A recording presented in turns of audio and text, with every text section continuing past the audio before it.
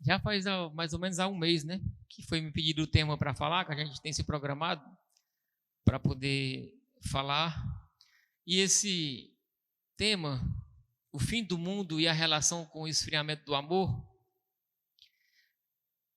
me surgiu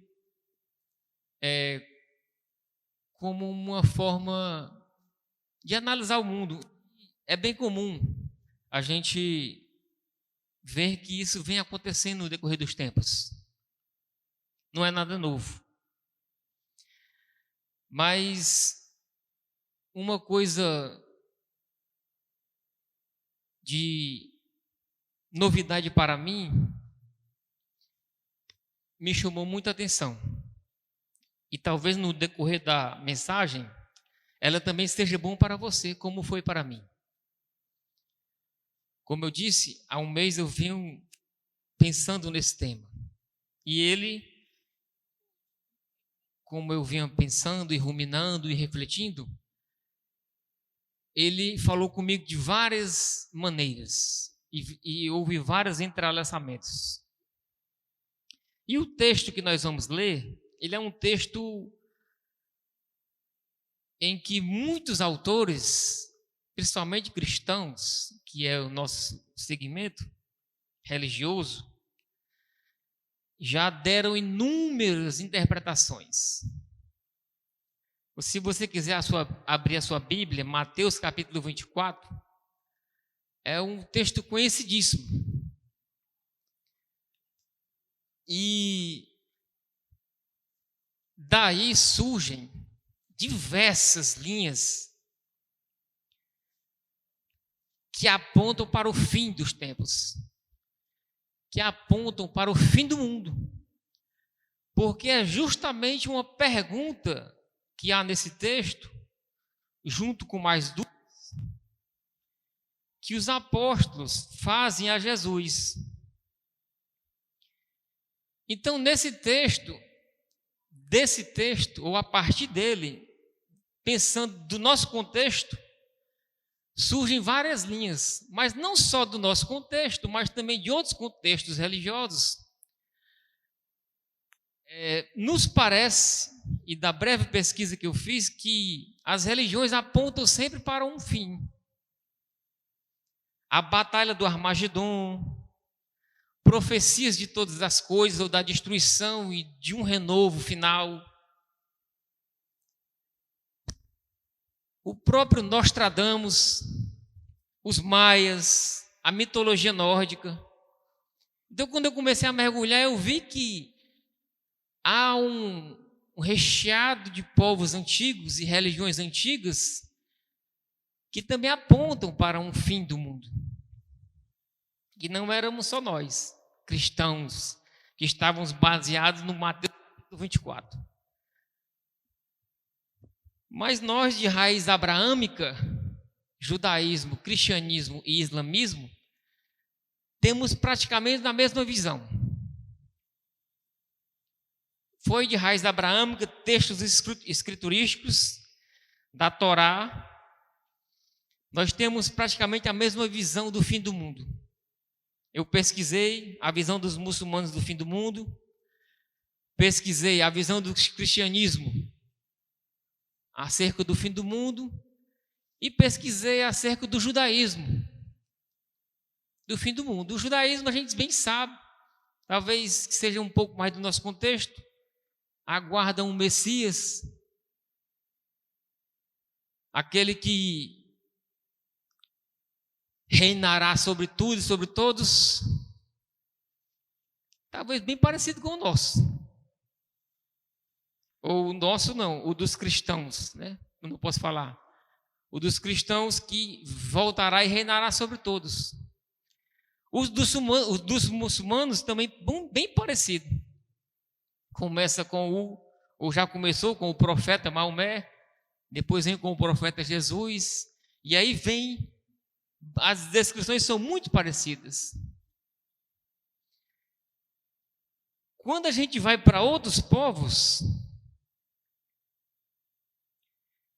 por exemplo, os maias, nós vemos que há muitas profecias maias que não se cumpriram.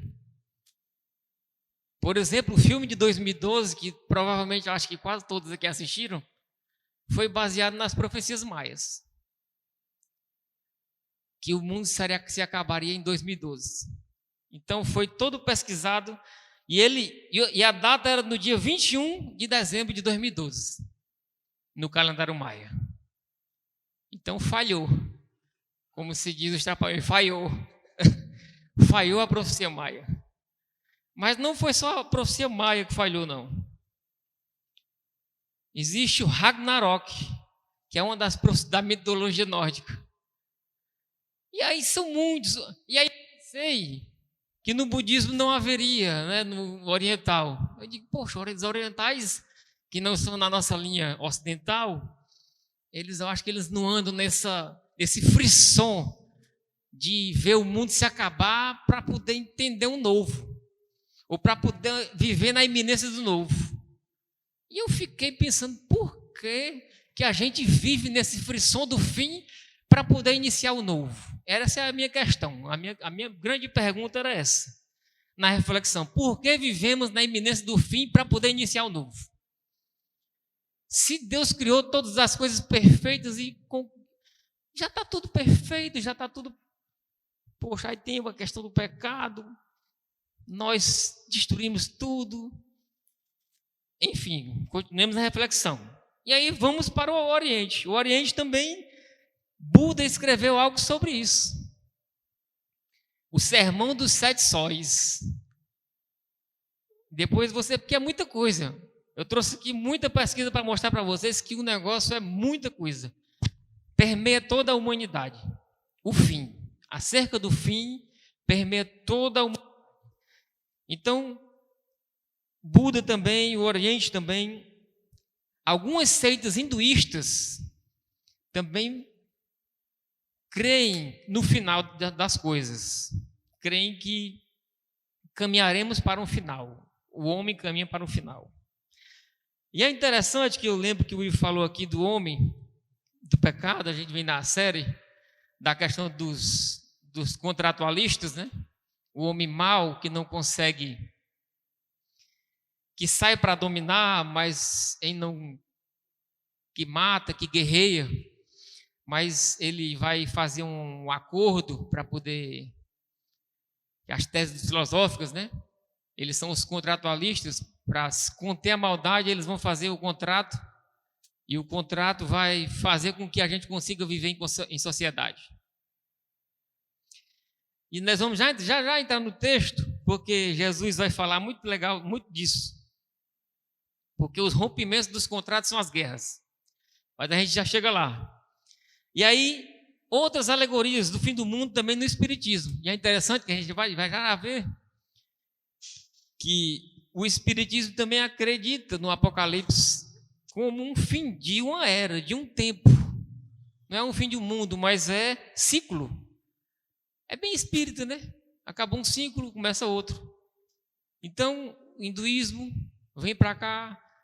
Tem até um cara aqui que é discípulo do Chico Xavier, que foi para esse ano, viu? Cuidado vocês que acreditam. Para esse ano tem 2019, fim do mundo. E aí, eu fiz uma pesquisa só no nosso meio cristão.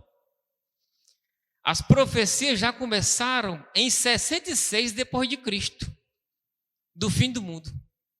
Um camarada chamado Simão Bargiora, ele já fez a primeira profecia, só foi Jesus morrer que começou. Só foi Jesus morrer que começou. Mas estava escrito, Jesus disse, vamos já entrar no sermão. A seita dos judeus essênios via a revolta judaica contra os romanos entre os anos 60 e 70, a batalha final dos tempos que traria a chegada do Messias. Pela autoridade de Simão, moedas declarando a redenção de Israel foram cunhadas. Aqui eu não vou ler tudo não, a gente não parava mais, mas aqui é só pesquisa. Aqui. Previsões do fim do mundo. Aqui. E aqui nós teve uma que eu circulei que foi interessante, diversos cristãos, na Sexta-feira Santa, com a festa da Anunciação. Cristóvão Colombo, até Cristóvão Colombo, previu o final do mundo.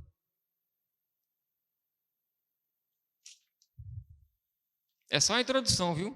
Parece que a gente vai sair daqui à tarde. Testemunho de Jeová, alguns já conhecem, né? Testemunho de Jeová previram, final do mundo. Só algumas que eu circulei. O bug do milênio, quem lembra? 2000, bug do milênio. Ficaram com medo do mundo se acabar, alguém aqui? Foi, né? Mas muita gente ficou com medo. O negócio é sério. 2012, foi o que já falei, diversos. 2019, está aqui o camarada, ó, esse ano, viu?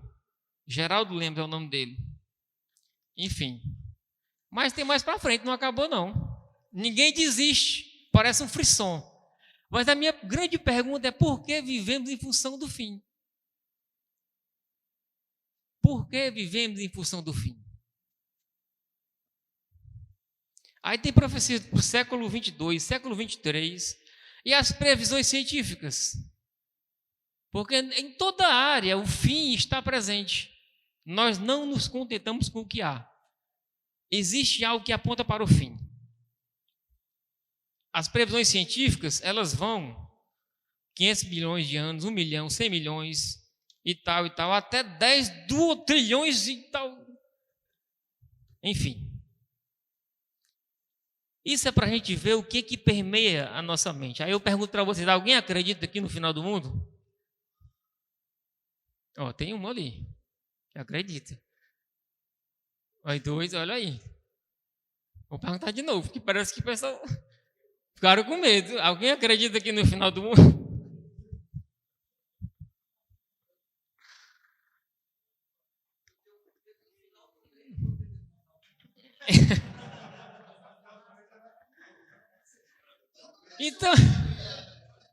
Então Jesus, note que isso nos acompanha. Isso nos acompanha. Então, vamos já entender. Jesus, Mateus capítulo 24. Será que o mundo acaba? É outra pergunta. Nós temos o medo do mundo, ou do final dele. Mas será que o mundo acaba? Jesus, saindo do templo, e ao caminhar, seus discípulos chegaram mais perto dele para lhe apontar as construções do templo. Ele, entretanto, lhes observou: estáis vendo todas essas coisas? Com toda certeza eu vos afirmo que não ficará aqui pedra sobre pedra, pois que serão todas derrubadas. Tendo Jesus se assentado no Monte das Oliveiras, os discípulos chegaram até ele em particular e lhe pediram: olha a curiosidade, dize-nos, quando ocorrerão estas coisas? Olha aí, já estava. Quando é, Jesus? E qual será o sinal da tua vinda e do final dos tempos? Grande pergunta essa aqui. Eu não vim aqui responder, viu? Então Jesus lhe revelou: cuidado, que ninguém vos seduza, pois muitos serão os que virão em meu nome, proclamando: eu sou o Cristo, e desencaminharão muitas pessoas. E vós ouvireis falar de guerras e rumores de guerras. Todavia não vos desespereis, porque é preciso que tais coisas ocorram. Mas ainda não será o fim. Porquanto nação se levantará contra nação, e reino contra reino.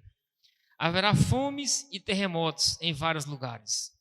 Contudo, esses acontecimentos serão apenas como as primeiras dores de um parto. Então eles vos entregarão para serem afligidos e condenados à morte. E sereis odiados por todas as nações, por serem meus seguidores. Nessa época, muitos ficarão escandalizados, trairão uns aos outros e se odiarão mutuamente. Então, numerosos falsos profetas surgirão e enganarão a muitos. E por causa da multiplicação da maldade, o amor da maioria das pessoas se esfriará. Aquele, porém, que continuar firme até o fim, até o final, será salvo. E este evangelho do reino será pregado em todo o mundo habitado, como testemunho às nações, e então chegará ao fim. Como eu disse, esse capítulo, eu tenho certeza que depois de eu ler aqui, passou um filme na sua cabeça. De todas as interpretações que você já ouviu. Remeteu às várias. Eu acho que nesse momento você está passeando. Onde é que está tendo guerra nesse momento? Você está querendo confirmar. Aonde é que está tendo fome nesse momento? Aonde é que está tendo pestes? Os cristãos estão sendo perseguidos.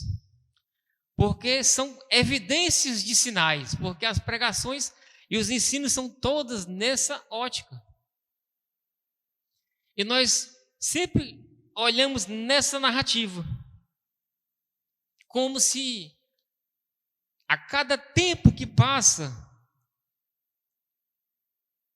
as coisas estivessem às portas, como até está escrito mais na frente. As coisas estão às portas. No entanto, eu não queria seguir por essa narrativa, porque essa narrativa já está batida. Muitos já foram por ela, e está aqui. Porque essas narrativas de fim do mundo são atreladas à volta de Jesus.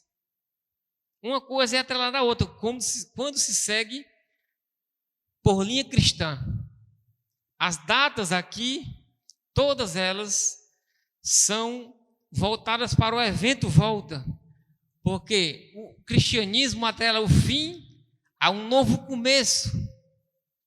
Daí a nossa fixação pelo fim.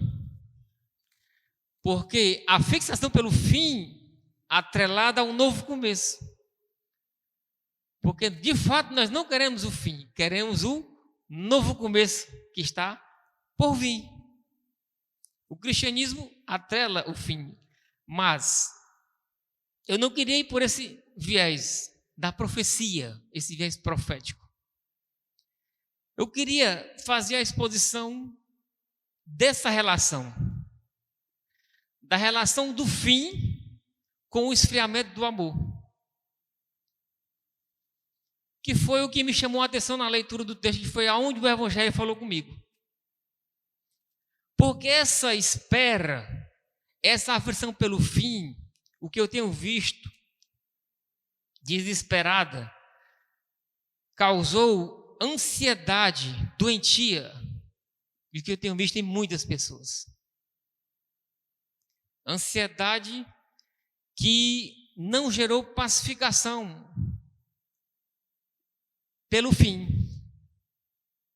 E depois que eu compreendi a relação do fim com o esfriamento do amor, foi que ficou mais claro. Porque o esfriamento do amor, uma vez alcançado o entendimento disso, pode gerar a pacificação do ser e a restabelecimento da fé. Então, para começar, agora eu vou entrar eu. Até aqui eram outras coisas. A minha grande pergunta, todos os sinais que a gente viu aqui aconteceram na época de Jesus? Foi o que eu me perguntei. Logo após Jesus morrer, havia guerra na época de Jesus? Havia fome na época de Jesus? Havia peste na época de Jesus? Os discípulos foram perseguidos? Qual é o outro sinal? Rumores de guerra. Nação contra nação. E aí eu me perguntei, qual é a diferença, meu Deus? Existia mal na época de Jesus? O fim existia, era tudo igual na época de hoje.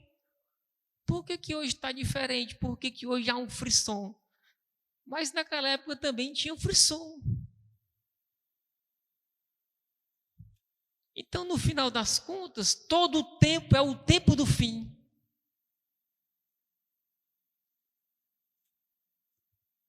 Todo o tempo é o tempo do fim.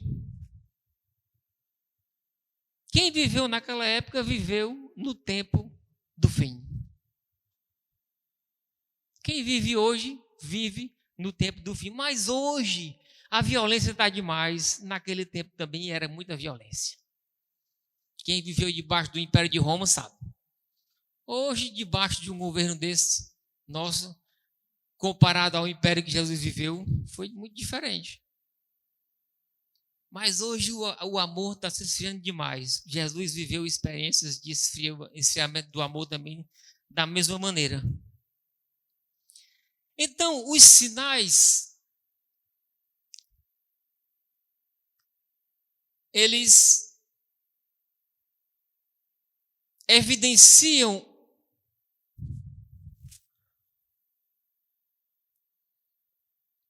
para a mesma geração o mesmo tempo do fim.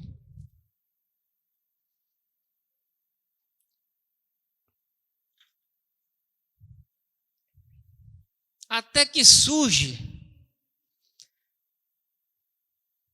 E é interessante que Jesus chega no versículo 12. Ele fala da multiplicação da maldade.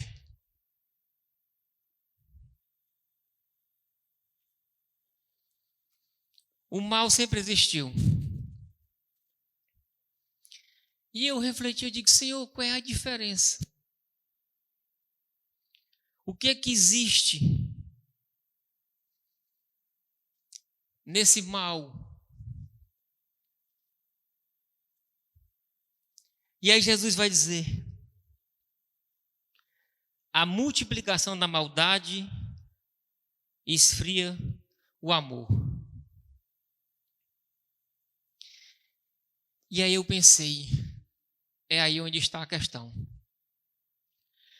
Porque quando se acolhe o mal,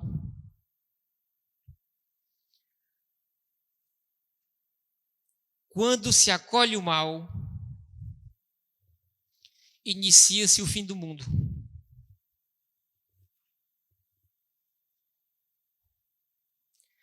Quando se acolhe o mal, inicia-se o fim do mundo.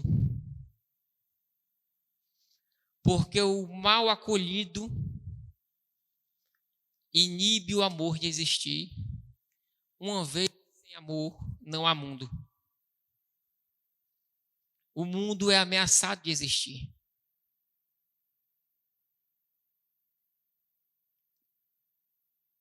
E aí eu disse, Senhor, quer dizer que o esfriamento do amor é diretamente afetado por causa que ele vai diretamente contra o mandamento. O mandamento é para amarmos, mas o esfriamento é afetado pela maldade acolhida no coração. Então, quando eu acolho o mal, o fim do mundo começa a existir. Porque começa a existir uma incapacidade de existência no mesmo indivíduo. Quem acolhe o mal, começa a existir a incapacidade do amor. E isso existe nisso a viabilidade do frutificar do amor. E onde fica a possibilidade de o mundo ser restaurado?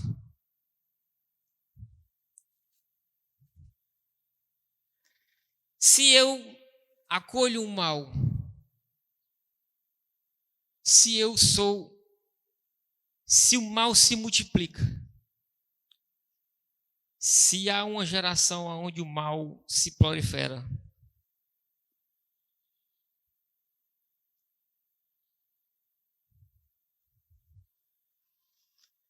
essa geração está no tempo do fim, o mundo está para se acabar. Mas que mundo está para se acabar? Porque geralmente nós pensamos que o Bush é o anticristo, o anticristo já está no mundo, as pregações, Bolsonaro, onde é que ele está, o anticristo? Aí Jesus diz, é no acolhimento do mal que gera o esfriamento do amor, que está o fim do mundo. Toda vez que eu acolho o mal,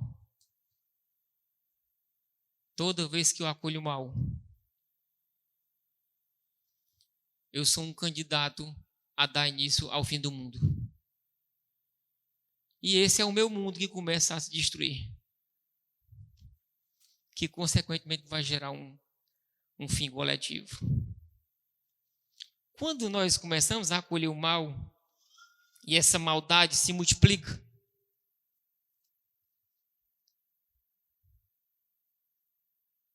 o amor começa a se esfriar, a capacidade criativa começa a perder força.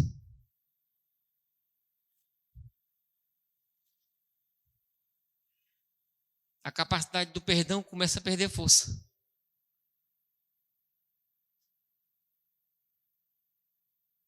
Por isso no mundo sempre houve guerras. Sempre houve nação contra nação. Sempre houve pessoas com o acolhimento do mal, do desejo do poder, de dominar, de estar sobre. Jesus disse, olha, aí está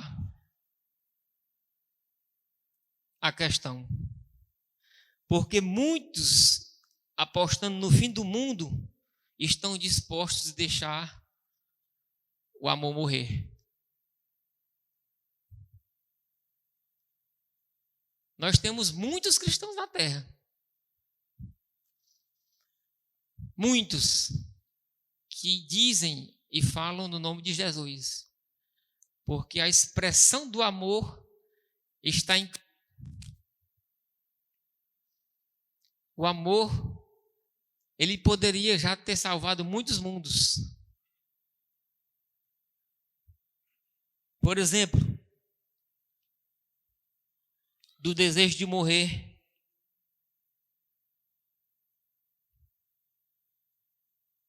Muitas pessoas já acolheram um mal tão grande que não conseguem mais ter desejo de viver.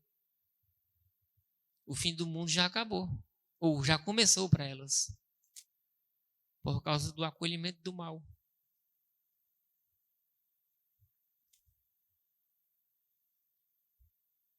Por isso a relação que eu encontrei do fim do mundo não é a macro, que é para onde todo mundo vai, buscar onde Cristo, que é também um dos lados que a Escritura encontra. Eu vim para a relação interior para mim, aonde ela começa a destruir o meu mundo. E eu encontrei o mal em mim, que esfria o meu amor e que acaba o meu mundo. Toda vez que eu acolho o mal, o meu amor esfria e o meu mundo começa a acabar.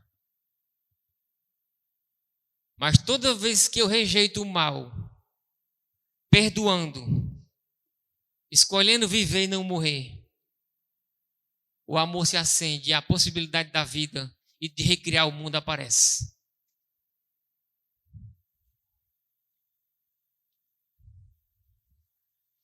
Será que o mundo acaba? A gente vai morrer e não vai saber se o mundo físico vai acabar. se o Armagedon vai acabar. Vai ter. Porque muitas gerações já passaram e não tiveram a resposta. Mas o seu mundo pode acabar. Quem sabe tem gente aqui com o mundo acabado. Porque acolheu o mal e o amor esfriou ou está esfriando e não consegue mais ver a possibilidade da vida, de um novo mundo, de uma reconciliação, de uma reestruturação de mundo. Porque aposta no fim, na morte. Porque não vem mais saída. E é interessante. Como foi com Jesus? Jesus vivia num mundo de guerra. Jesus não vivia num mundo de paz. Jesus não vivia num mundo de tranquilidade. Digo isso com relação ao externo, ao mundo externo. Jesus não vivia num mundo de perseguição. Não era tranquilidade. E os mesmos sinais aconteciam. Ele foi traído, foi perseguido, foi odiado. Mas ele decidiu amar até o fim. Decidiu amar até o fim. Porque não acolheu o mal. Portanto, ninguém consegue destruir o mundo de quem ama. Ninguém consegue destruir o mundo de quem ama. Jesus tomou o caminho dele até a cruz. E às vezes, a condução do amor vai nos levar até a cruz. E as pessoas não vão entender. Não vão entender que o amor vai nos levar até a cruz. Que o mundo acaba matando. Mas não é por falta de amor. Mas Jesus decidiu amar até o fim.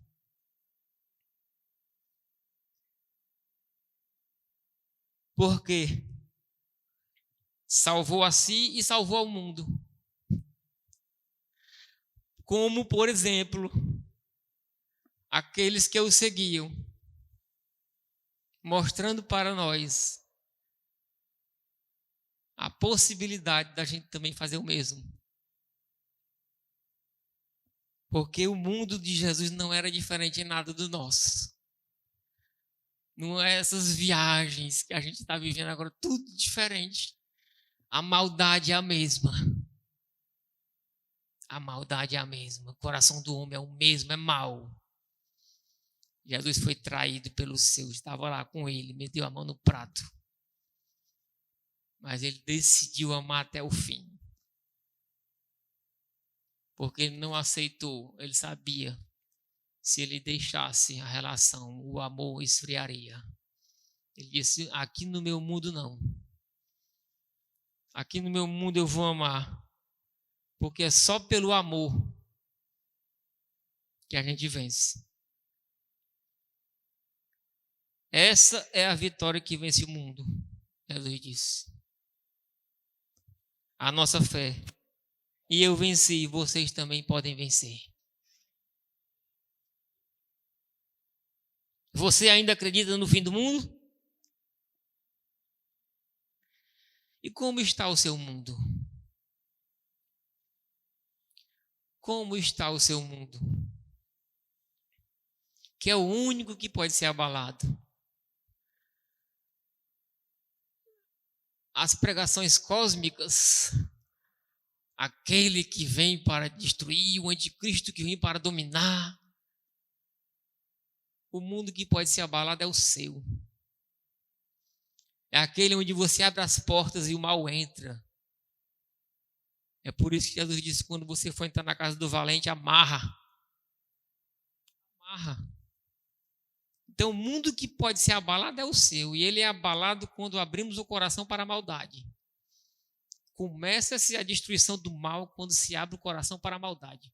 A destruição do mundo quando se abre o coração para a maldade. Porque aí começa o esfriamento do amor. A gente começa a achar tudo normal. Sabe como é? Aquelas revoltas de presídio. Aí chega no celular do cara assim, as cabeças tudo cortadas. Aí você olha assim, vixe, rapaz, olha aí. Tá tudo normal, bicho, é o mal chegando e a gente diz que tá tudo normal. Não incomoda o mal, tá entendendo? Quando o mal não incomoda mais, o mundo, que mundo é esse que a gente está vivendo? É o nosso mundo que está abalado. A maldade. É aí onde Jesus quer dizer para a gente. Como está o seu mundo, meu amigo, minha amiga? Se conseguirmos vencer o mal com o bem, salvaremos o nosso mundo. E assim acabaremos de salvar tantos quantos pudermos. A Escritura diz para acumularmos na cabeça do outro com o mal com o bem, o bem com o mal. Se conseguirmos vencer o mal com o bem, salvaremos o mundo. A partir do nosso, salvaremos o mundo. E aí eu fiquei pensando,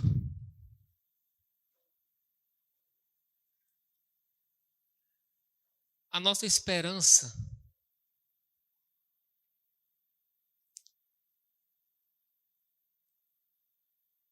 aonde habita a nossa esperança? Às vezes eu fiquei pensando, eu fiquei pensando que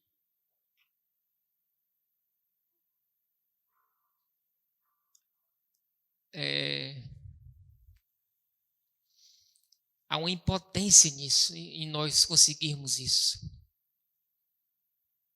Às vezes somos tão sufocados pelo mal que às vezes nos sentimos impotentes em fazer isso, em amar. E aí acabamos apelando para o fim, como fuga, como quem não quer encarar a dor de amar. Quando eu olho para Jesus encarando tudo aquilo, e ele foi até o fim, porque amor exige coragem. Amor exige coragem. E eu queria que você, se desejar, claro, fique de pé.